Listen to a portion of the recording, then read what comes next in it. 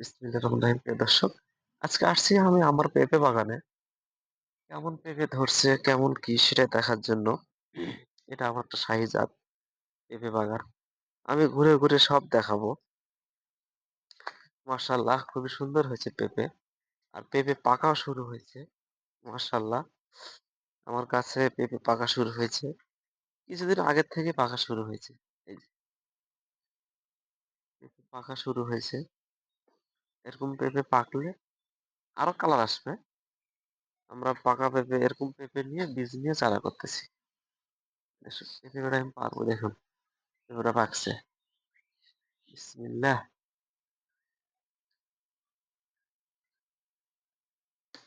এই যে পারলাম। দেখুন ওটা পাকছে।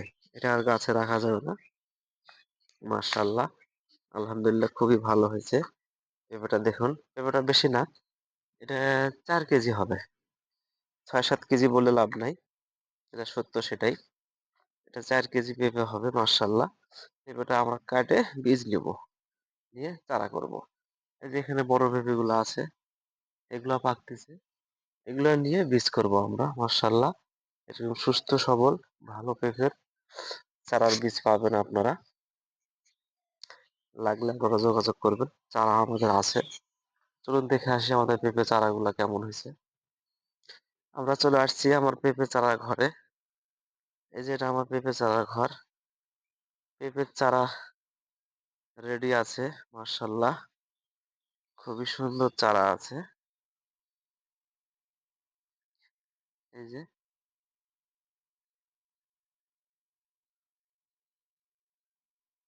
এই যে পেঁপের চারা। আমার কাছে পেঁপের চারা আছে।